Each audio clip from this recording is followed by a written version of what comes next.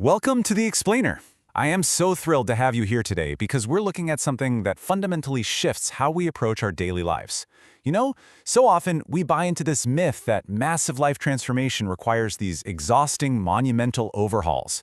We think we literally need to flip our entire world upside down to see any real change. But the research? It tells a completely different story. True, lasting transformation doesn't actually come from burnout-inducing efforts. It comes from small, highly intentional actions. So today, we're exploring the incredible ripple effect of microhabits. Okay, let's dive right into this. We're going to be using kind of an inside-out framework today, starting with individual psychology and scaling all the way up to workplace culture. So we'll cover 1. The science of keystone habits, 2. Vulnerability and relationship rituals, 3. Building strong family bonds, 4. Microhabits of winning teams, and 5. The gratitude ripple effect.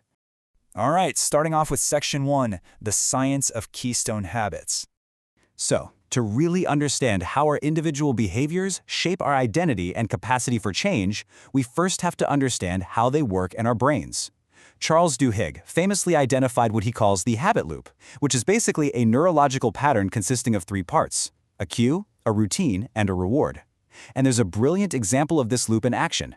Procter & Gamble almost had a massive failure on their hands with a product called Febreze.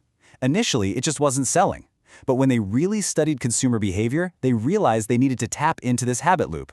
By slightly altering their advertising to position Febreze not just as an odor eliminator, but as the rewarding finishing touch, the reward, at the end of a cleaning routine, the cue, they transformed it into a billion-dollar success. It's all about leveraging that loop.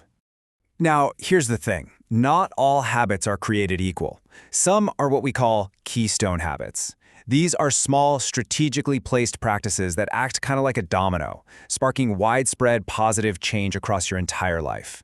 And what makes them so incredibly powerful is that they actually stabilize your nervous system and build self-trust. Psychologists often point to this idea of the 10-minute non-negotiable.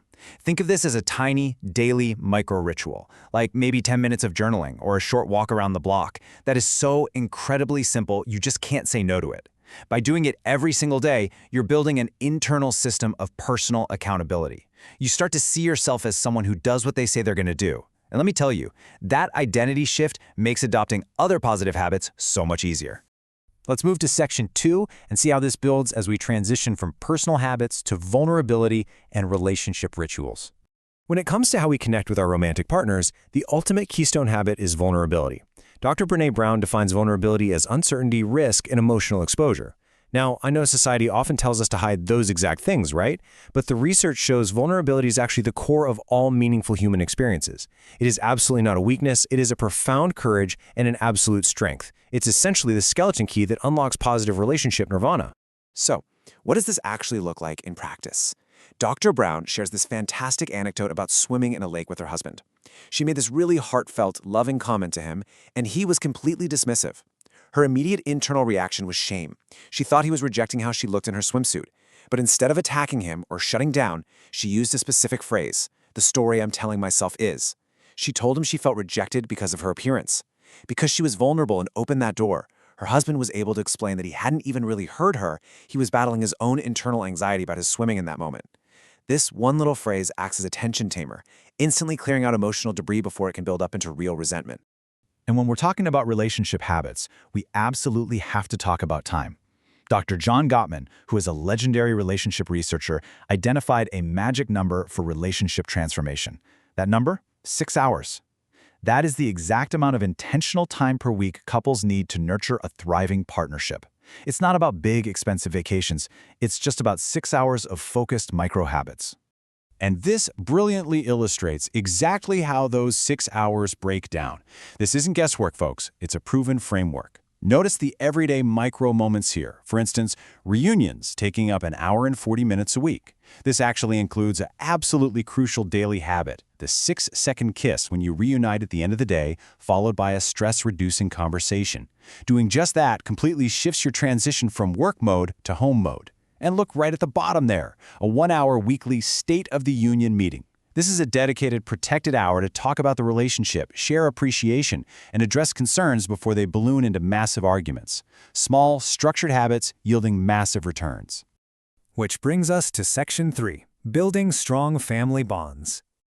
Shifting our focus outward to the family unit, it's fascinating to see how our habits ripple out to create security for children. Dr. Sam Goldstein's research draws a very sharp, important distinction between a routine and a ritual. Routines are regular activities done without much thought, like brushing your teeth or packing a lunch. Rituals, on the other hand, are intentional, meaningful activities specifically designed to foster connection. A mindlessly eaten dinner in front of the TV? That's a routine. A Friday night homemade pizza session where everyone cooks together and shares their highs and lows of the week? Now that is a ritual. These family rituals provide a deep, essential sense of psychological safety and predictability for kids. Now, if you want to create lasting family rituals of your own, Dr. Goldstein provides an incredibly clear 5-step procedure. First up, you identify shared interests, like what does everyone actually enjoy doing? Second, you design the ritual so it works for all ages involved. Third, and this is the absolute key, establish consistency. Put it on the calendar. Make it as non-negotiable as a doctor's appointment. Fourth, evaluate and adapt. Look, if the kids outgrow it, change it up. And finally, step 5, celebrate the fact that you're successfully prioritizing your family's connection. Zooming out even further now to the macro level. Section 4, Micro Habits of Winning Teams. Let's look at how intentional habits transform corporate teams and workplace productivity. Facilitator Kristen Arnold identified the micro habits of teams that consistently deliver extraordinary results. Let's highlight a few of these. Honestly, the most impactful is the very first one, starting meetings with a pulse check. Before anyone dives into spreadsheets or heavy agendas, top-performing teams take just 60 seconds to ask, what's one word for how you're showing up today? It seems incredibly minor, right? Almost too simple. But this tiny habit builds immediate empathy and trust. It reminds everyone in the room that they are working with human beings, which in turn fuels much better collaboration. They also respect the clock, and they default to action by always asking, what is our next wise action at the wrap-up of a meeting? Another amazing framework for team habits comes from The Great Game of Business in their approach to team huddles. They found that highly productive teams maintain a strict, frequent rhythm for these huddles, but the real secret weapon they use? Providing employees with a blank scoreboard.